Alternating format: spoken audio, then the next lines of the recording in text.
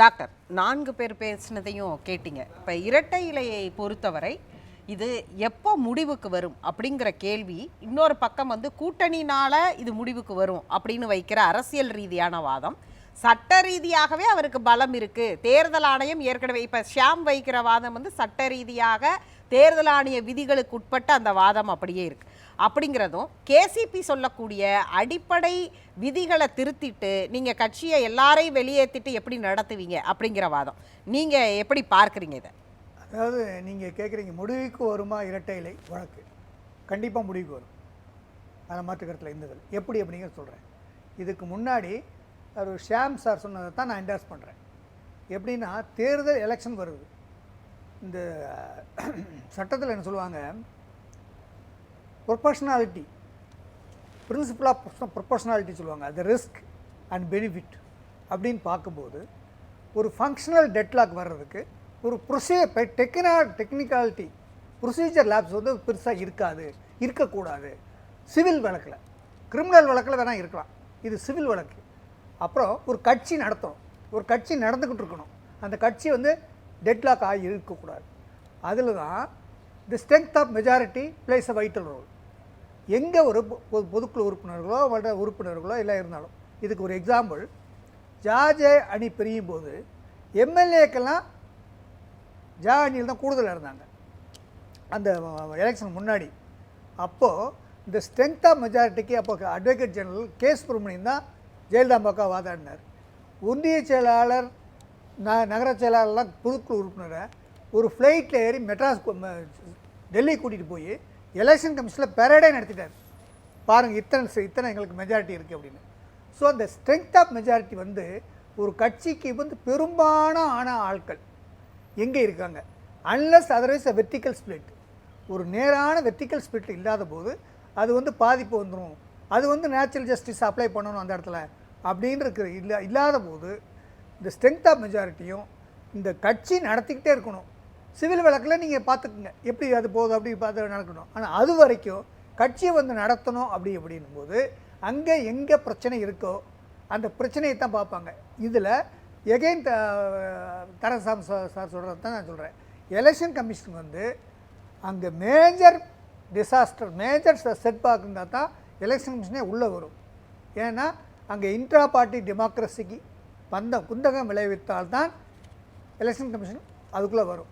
அது இல்லாத பொழுது election commission by and large ஓவராலாக சூப்பர்ஃபிஷியலாக இங்கே எங்கே இந்த கட்சியில் எந்த பிரச்சனையும் இல்லை அப்படின்னு 1-2 பெட்டிஷனை தவிர அல்லது ஒரு சில பெட்டிஷனை தவிர மெஜாரிட்டி பை அண்ட் லார்ஜ்னு சொல்லுவாங்க, மெஜாரிட்டி வந்து யாருக்கு சாதகமாக இருக்கிறதோ அதை கணக்கில் எடுத்து அந்த அந்த அதில் தான் போவாங்க. அப்படி பார்க்கின்ற பொழுது இதே தான் சட்டமும் சொல்லுது, நீதிபதிகளும் தீர்ப்பு சொல்கிறாங்க. அவங்க என்ன பார்க்குறாங்கன்னா procedure law, principle of procedural justice நல்லதா, பிரின்சிபல் ஆஃப் சப்ஸ்டான்ஷியல் ஜஸ்டிஸ் நல்லதா அப்படின்னு பார்க்கும்போது பிரின்சிபல் ஆஃப் சப்ஸ்டான்ஷியல் ஜஸ்டிஸ் தான் நிலைக்கும். ஏன்னா அந்த அவுட்கம் கரெக்டாக இருக்கணும். இல்லை, நீங்கள் சொல்கிற அந்த சப்ஸ்டான்ஷியல் ஜஸ்டிஸை தான் கேசிபி என்ன கேட்குறாருன்னா, கட்சி கையில் இருக்குது, கட்சி நீடித்து இருக்குது, தொண்டர்கள் நீடித்து இருக்கிறாங்க, தான் தலைமை பொறுப்பில் இருக்கிறோம் அப்படிங்கிறது மட்டும் சப்ஸ்டான்ஷியலாக இருக்கணுமா? அந்த கட்சி வெற்றி பெறணும், அடுத்த கட்டத்துக்கு நகரணும், ஆளுங்கட்சியாக மாறணுங்கிறது சப்ஸ்டான்ஷியலாக மாறணுமா? அப்போ தானே அந்த கட்சிக்கு உயிர்ப்பு இருக்குன்ற இடத்துல இருந்து தான் கேசிபி தொடர்ந்து பேசிக்கிட்டே இருக்கிறாரு. கேசிபி சொல்கிறது கரெக்டு, அதை உள்வாங்கி தான் பொதுச் செயலாளர் எடப்பாடி அண்ணா செய்கிறாரு. அப்படி இல்லைன்னா அவரை வந்து கொஸ்டின் பண்ணுவாங்க, மாவட்ட செயலாளர் கொஸ்டின் பண்ணுவாங்க, பொதுக்குழு உறுப்பினர் கொஸ்டின் பண்ணுவாங்க, எம்எல்ஏக்களுக்கு ஒரு கொஸ்டின் பண்ணுவாங்க. ஏன்னா எல்லாருக்கும் ரெஸ்பான்சிபிலிட்டி இருக்குது. இப்போ நான் ஒரு எம்எல்ஏ இருக்குன்னு வச்சுக்கோங்க, நான் தொகுதிக்கு போகும்போது, நான் மக்கள்கிட்ட போகும்போது மக்கள் என்கிட்ட கேட்பாங்க, அப்போ நான் அவங்களுக்கு பதில் சொல்லணும். அப்போ அவங்களுக்கு பதில் சொல்லும்போது என்ன பதில் சொல்கிறதுன்னு நான் மாவட்ட செயலாளர்கிட்ட கேட்பேன், மாவட்ட செயலாளர் போய் பொதுச் செயலாளர்கிட்ட கேட்பார். அப்படி இருக்கும்போது இண்டிவிஜுவலாக பொதுச் செயலாளர், அது எடப்பாடி அண்ணனை நீங்கள் ஒரு நாளைக்கு அவர் கூட காலை 8 மணிலேருந்து நைட் 10 மணி வரைக்கும் இருந்து பாருங்கள், அவர் எப்படி இன்க்ளூசிவாக பண்ணுறாருன்னு பாருங்கள். நம்ம ஆர்கியூமெண்ட்டுக்காக சொல்ல, நான் எடப்பாடி அண்ணன் சப்போர்ட்டுக்காக நான் சொல்லலை, நியாயத்தை சொல்கிறேன். அதாவது ஒரு கட்சியில் வந்து பொதுச் செயலாளருக்கு ஒரு அசைன்டு ஜாப், அவர் வந்து அவராக வந்து தீர்மானித்து நான் எனக்காக இந்த கட்சியை வச்சுக்கணும் அப்படிங்கிறதுல அவருடைய கோல் என்ன, ஆட்சி அமைக்கணும். இதுக்கு இன்னொரு உதாரணத்தை சொல்கிறேன். ஸ்டாலின் இருக்கார், அவங்க அப்பா பெரிய பொலிட்டீஷியன், 50 காலமாக ஆட்சி நடத்துகிறாங்க. அவர் சொல்லலாம் இல்லையா, நாங்கள் வந்து பெரிய 50 கால அரசியல் எங்களுக்கு பின்புலம் இருக்குது, எங்கள் அப்பா முதலமைச்சராக 5-6 தடவை இருந்திருக்காரு, நாங்கள் வந்து கூட்டணி வைக்கணும் அவசியம் கிடையாது அப்படின்னு ஸ்டாலின் நினச்சிருக்கலாம்ல. அவர் ஏன் நினைக்கிறாரு? அவர் யதார்த்தா புரிஞ்சுக்கிட்டாரு. நம்ம முதலமைச்சராக இருந்தாலும் நம்ம வந்து இண்டிவிஜுவலாக ஃபைட் பண்ண முடியாது, நம்ம ஒரு கூட்டணியை வைக்கணும் அப்படின்னா திரு ஸ்டாலின் அவர்கள் எல்லா கூட்டணியை வந்து ஒரு வயபிளாக, ஒரு சென்சிபிளாக, நீங்க வந்து கூட்டணி ஏன் வச்சீங்கங்கிற வாதத்துக்கு சொன்னா அது சரி. இப்ப கூட்டணி வச்சதை யாருமே கேள்வி எழுப்பல. கட்சியை அடுத்த கட்டத்துக்கு நகர்த்துறத நோக்கிதான் இந்த சின்னத்தை தன்னிடம் வைத்துக் கொள்வதற்காகவா அப்படிங்கிற இடத்துல இருந்துதான் அதை கேள்வி எழுப்பலாம். எடப்பாடி பழனிசாமி அண்ணன் பொதுச்செயலாளர் இருந்தாலும் அப்படி செய்ய முடியாது, யார் பொதுச்செயலாளர் இருந்தாலும் அப்படி செய்ய முடியாது. ஏன்னா பொதுச்செயலாளர் மட்டும் ஒரு கட்சியை நடத்த முடியாது, ப்ராக்டிக்கல் நடக்கவே நடக்காது. இன்னும் ஒரு உதாரணம், அதுதான் 4 வருஷத்துக்கு ஒரு எலெக்ஷன் வேற வைக்கணும். அந்த எலெக்ஷனுடைய ரிசல்ட்டை வந்து பைலாஸே அந்த மினிட்ஸையும் தேர்தல் கமிஷன் அனுப்பணும். இல்லைன்னா எலெக்ஷன் வந்து ரெனியூவல் பண்ண முடியாது ரீஜனல் பார்ட்டிக்கு.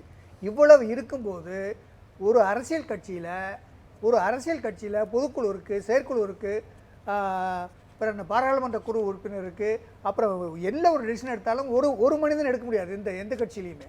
அவங்க வந்து ஒரு 10 பேர் கேட்டு தான் செய்யணும், யாராக இருந்தாலும். அப்போ அப்படி இருக்கும்போது அந்த 10 பேருடைய கருத்தை வந்து மினிட்டில் ஏற்றணும். அந்த மினிட்டில் எல்லாம் கையெழுத்து போடணும். சும்மா வாயில் சொல்லி ஒரு மீட்டிங்கை போட்டு பண்ண முடியாது. அப்பப்போ அது மினிட்டில் ஏற்றணும். இதெல்லாம் ப்ரொசீஜர், லேடவுன் ப்ரொசீஜர் அப்பப்போ நடக்கிறது. இதெல்லாம் எல்லாருக்குமே தெரியும். ஆனால் விவாதத்துக்காக நம்ம பேசக்கூடாது. எடப்பாடி பழனிசாமி அண்ணன் இது இன்னொரு சொல்கிறேன், 10 வருஷமாக ஓபிஎஸ் அண்ணன் முதலமைச்சராக இருந்தார்.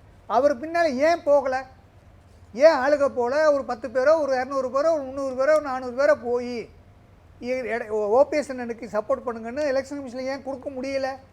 அப்போ யார்கிட்ட இருக்கிறாங்க? யதார்த்தத்தை புரிஞ்சுக்கிட்டு தான் இந்த ஸ்ட்ரென்த் ஆஃப் மெஜாரிட்டி இருக்குது. சில அப்ஸ் அண்ட் டவுன்ஸ் இருக்கத்தான் செய்யும், அது யாராக இருந்தாலும் இருக்கத்தான் செய்யும். ஜெயலலிதா அம்மாவும் இருக்கத்தான் செஞ்சது. அதனால் இப்போ எடப்பாடி ஒன்றும் எம்ஜிஆரோ ஜெயலலிதா அவங்கள வந்து எடப்பாடி அண்ணனோட ஈக்குவேட் பண்ணுறது சரியாக இருக்காது.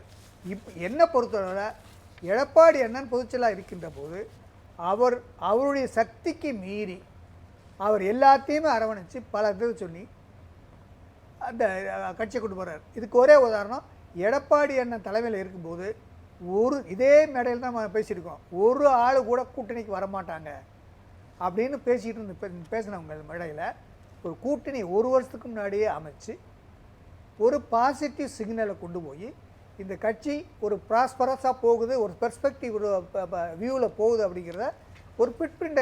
அதிமுக பாஜக கூட்டணி அப்படிங்கிறது என்னைக்கும் வந்து அது ஓட்டா கன்வெர்ட் ஆகாதுன்னு இதே மாதிரி தானே கடந்த காலங்களில் பேசி பிரிஞ்சாங்க. அதையும் கணக்கில் கொள்ளணும்ல. அது பண்ணாங்க, கரெக்டு. நீங்கள் சொல்கிற ஒரு வாஸ்தவமான பேச்சு. அதை டெஸ்ட் பண்ணாங்க. 2024 தேர்தலில் டெஸ்ட் பண்ணாங்க, கள நிலவரத்தை பார்த்தாங்க. ஏன்னா திருப்பி அந்த மக்கள்கிட்ட போய் கேட்கணும் இல்லையா? அந்த மக்கள்கிட்ட கேட்கும்போது இதுதான் சொல்ல போகிறாங்க. நாங்கள் டெஸ்ட் பண்ணோம், ஓப்பனாக டிக்ளேர் பண்ணோம், நாங்கள் பிஜேபியோட கூட்டணி இல்லைன்னு சொல்லி தீர்மானம் போட்டோம், செயற்குழு பொதுக்குழு தீர்மானம் போட்டு ரெசல்யூஷனையும் உங்களுக்கு மக்களுக்கு சொன்னோம். நாங்கள் எலெக்ஷன் நின்னோம், எங்களுக்கு கணிசமான ஓட்டுகள் கிடைக்கல, நாங்களும் தேர்தல் அரசியல் பண்ணுறோம், தேர்தல் அரசியல் நாங்களும் எலெக்ஷன் சந்திக்கணும். ஸோ எங்களுக்கு வந்து என்ன வயபுள், இப்போ இருக்கிறதுல என்ன வயபுள், அதை தான் நாங்கள் பார்க்க முடியும் அப்படின்னு சொல்கிறேன்.